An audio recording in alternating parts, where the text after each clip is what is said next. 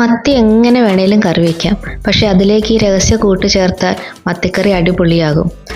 മത്തിയും ചേമ്പും ഇതേപോലെ കുറുകിയ ചാറോടുകൂടി തേങ്ങയില്ലാതെ കറി വയ്ക്കാൻ ഞാനിവിടെ 2 ചേമ്പ് എടുത്തിട്ടുണ്ട്.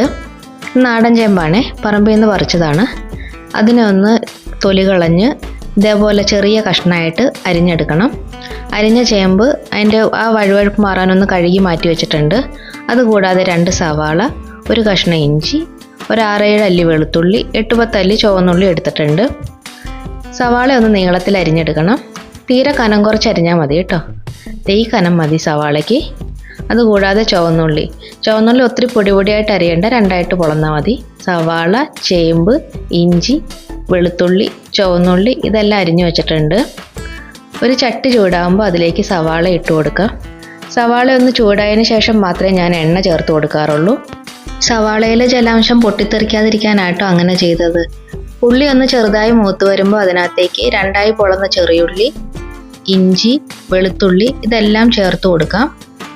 അത് ചെറുതായിട്ട് വീണ്ടും ഒന്ന് ഇളക്കി കൊടുത്ത് മൂത്ത് വരുമ്പോഴേക്കും അതിലേക്ക് ആവശ്യമുള്ള ഉപ്പ് ചേർത്ത് കൊടുക്കാം. 2 ടേബിൾ സ്പൂൺ ഉപ്പ് ചേർത്തിട്ടുണ്ട്. ഇത് ഈ കറിക്ക് ആവശ്യത്തിനുള്ള ഉപ്പാണ് കേട്ടോ ചേർത്ത് കൊടുത്തേക്കുന്നത്. വീണ്ടും ഉള്ളി നമുക്ക് ഒന്നും കൂടി അത് മൊരിച്ചെടുക്കാം. ചെറുതായിട്ടൊന്നും ബ്രൗൺ നിറമായി വരുമ്പോഴത്തേക്കും കറിക്ക് ആവശ്യമുള്ള മഞ്ഞൾപ്പൊടി, എരിവുള്ള മുളക് പൊടി, ആവശ്യത്തിന് കാശ്മീരി മുളക് പൊടി ഒരു 4 ടേബിൾ സ്പൂൺ ഞാനിവിടെ ചേർത്ത് കൊടുക്കുന്നുണ്ട്. അതിപ്പോൾ അതിൻ്റെ പച്ചമണം മാറണ വരെ വീണ്ടും ഒന്ന് റോസ്റ്റായിട്ട് കൊടുക്കാം. അപ്പോൾ അതേ പച്ചമണം മാറണ വരെ നമുക്കൊന്ന് റോസ്റ്റ് ചെയ്ത് കൊടുക്കണം കേട്ടോ. ഇങ്ങനെ റോസ്റ്റ് ചെയ്ത് കൊടുത്തു കഴിഞ്ഞിട്ടാണ് നമ്മൾ മീൻകറിയിലെ ആ സ്പെഷ്യൽ ഇൻഗ്രീഡിയൻറ്റ് ചേർക്കുന്നത്. ഉലുവാപ്പൊടിയാണേ. ചാളക്കറി അതെങ്ങനെ കറി വെച്ചാലും നമ്മൾ ഉലുവാപ്പൊടി ചേർക്കുമ്പോൾ അതിനൊരു പ്രത്യേക രുചിയായിരിക്കും. മാങ്ങ ഇട്ട് വയ്ക്കുന്ന ചാളക്കറിക്ക് ചേർക്കണ്ട. ബാക്കി എല്ലാ കറിക്കും ഉലുവ ചേർക്കണത് ഒരു പ്രത്യേക രുചി കിട്ടും കേട്ടോ. ചാളക്കറിക്ക് അത് പ്രത്യേകിച്ചും നമ്മളത് ചേർത്ത് കൊടുക്കണം. ഇതിനെ ഒരു മിക്സിയുടെ ജാറിലേക്ക് മാറ്റി കൊടുക്കാം. ഇതേ ചട്ടിയിലാണ് നമ്മൾ ചേമ്പ് വേവിക്കാൻ പോണത്. ചേമ്പ് ചട്ടിയിലേക്ക് ഇട്ടിട്ട് ആവശ്യത്തിന് വെള്ളം ഒഴിച്ചു കൊടുക്കാം. ഇതൊന്ന് തിളച്ച് വരുമ്പോഴത്തേക്കും നമുക്ക് ജാറിലിരിക്കണ ആ കൂട്ടൊന്ന് അരച്ചെടുക്കേണ്ടി വരും. അപ്പോഴേക്കും അതൊരു ഇത്തിരി ആറിയിട്ടുണ്ടാവും. അത് ആവശ്യത്തിന് പച്ചവെള്ളം ചേർത്താണ് നമ്മൾ അരച്ചെടുക്കുന്നത്. ചേമ്പൊന്ന് തിളയ്ക്കാൻ വേണ്ടി ഒന്ന് മൂടി വെച്ച് കൊടുക്കാം. ഇപ്പോൾ ഒരു ചെറുതായിട്ട് ഒന്ന് ആറിയിട്ടുണ്ട്. ഇത് വെള്ളം ചേർത്ത് ഇതേപോലെ പേസ്റ്റ് പോലെ അരച്ചെടുക്കണം. കണ്ടോ, ചേമ്പ് തിള വന്നിട്ടുണ്ട്. അതിനകത്തേക്ക് കുതിർത്ത കുടംപുളിയാണ് ചേർത്ത് കൊടുക്കുന്നത്. കുടംപുളി ഇത്തിരി നേരത്തെ വെള്ളത്തിലിട്ട് കുതിരാൻ വച്ചിട്ടുണ്ടായിരുന്നു. അരച്ചു വെച്ച അരപ്പ് ഒഴിച്ചു കൊടുക്കുക. ആ ജാറിൽ തന്നെ ആവശ്യത്തിന് വെള്ളവും കൂടെ മിക്സ് ചെയ്ത് അതും കൂടെ ഒഴിച്ചു കൊടുക്കണം. ഇതൊന്ന് നന്നായിട്ട് ഇളക്കി കൊടുത്ത് വീണ്ടും ഒരു 5 മിനിറ്റും കൂടെ നമ്മൾ മൂടി വെച്ച് തിളപ്പിക്കണം. നന്നായിട്ട് തിള വന്നതിന് ശേഷം മാത്രമേ നമ്മൾ മീൻ ചേർത്ത് കൊടുക്കുന്നുള്ളൂ. അപ്പോഴേക്കുമാണ് ചേമ്പ് ഒരു 1/4 വേവ് ആവുള്ളൂ കേട്ടോ. മൂടി വെച്ച് വേവിക്കുന്നതിന് മുമ്പ് അതിനകത്തേക്ക് ഒരു അല്പം കറിവേപ്പില കൂടി ചേർത്ത് കൊടുത്തിട്ടുണ്ട്.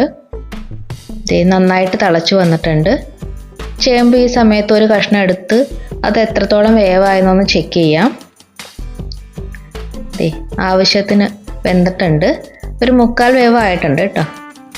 കണ്ടോ, ചാറ് കുറുകിയത് കണ്ടോ. തേങ്ങ ഇല്ലെങ്കിലും നമ്മുടെ ചാറ് കുറുകി വന്നിട്ടുണ്ട്. ഇനി അതിനകത്തേക്ക് ചാള ചേർത്ത് കൊടുക്കാം. ഇത് 1/2 കിലോ ഉണ്ട് കേട്ടോ. 1/2 കിലോ മത്തി കഴുകി വൃത്തിയാക്കിയതാണ്. സാവകാശം ഇട്ട് കൊടുക്കണം. തിളച്ച ചാറാണ്, അത് മേത്ത് തെറിക്കാതെ സാവകാശം ഇട്ട് കൊടുക്കണേ. അതൊന്ന് എല്ലായിടത്തേക്കും സ്പ്രെഡ് ചെയ്ത് ചാറിൽ മുങ്ങിക്കിടക്കണ പാകത്തിന് ഒന്ന് വച്ചു കൊടുത്തിട്ട് വീണ്ടും അത് നമുക്കൊന്ന് മൂടി വെച്ച് തിളപ്പിച്ചു കൊടുക്കാം. എന്നാൽ ആ മീനൊക്കെ ഒന്ന് വേഗണ്ടേ. കറി നന്നായിട്ട് തിളച്ച് വന്നിട്ടുണ്ട്. ഇതേ കണ്ടില്ലേ, എണ്ണയൊക്കെ തെളിഞ്ഞു, മത്തിയൊക്കെ വെന്തിട്ടുണ്ട് കേട്ടോ.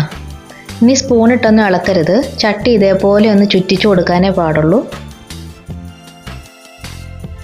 ഇനി ഒരു ചെറിയ തീയിൽ സിമ്മിലിട്ട് തുറന്ന് വെച്ചും കൂടെ നമ്മൾ തിളപ്പിച്ചു കൊടുക്കുന്നുണ്ട്. ഇച്ചിരി കറിവേപ്പില ചേർത്ത് കൊടുക്കാം.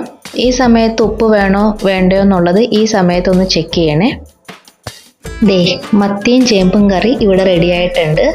എണ്ണയൊക്കെ തെളിഞ്ഞ് ചേമ്പൊക്കെ ആവശ്യത്തിന് വേവായി, മത്തിയൊക്കെ നന്നായിട്ട് വെന്ത് നല്ല തെളിഞ്ഞ എണ്ണയോടുകൂടി നല്ല കുറുകിയ ചാറുള്ള കറിയായിട്ടുണ്ട്. ഇത് ഇന്ന് കഴിക്കുന്നേക്കാളും ടേസ്റ്റാണ് നാളത്തേക്ക് കഴിക്കാനായിട്ട്.